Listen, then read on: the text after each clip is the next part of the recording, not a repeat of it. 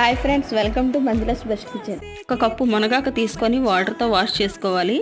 Wash చేసుకున్న ఆకును ఒక క్లాత్ మీద వేసుకొని ఆకులో తడి లేకుండా ఆరబెట్టుకోవాలి.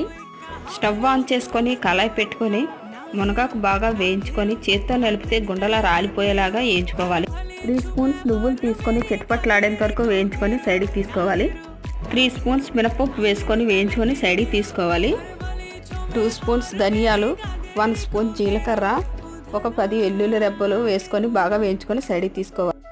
శనగపప్పు 3 స్పూన్లు వేసుకొని బాగా వేయించుకొని సైడ్కి తీసుకోవాలి. నిమ్మకాయ అంత సైజ్ చింతపండు తీసుకొని వేయించుకొని సైడ్కి తీసుకోవాలి. నూనె వేసుకొని 12 ఎండుమిరపకాయలు వేసుకొని వేయించి సైడ్కి తీసుకోవాలి.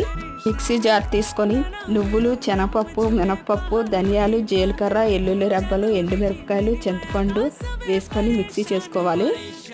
మునగాకు తగినంత ఉప్పు వేసుకొని గారగారుగా మిక్సీ వేసుకోవాలి.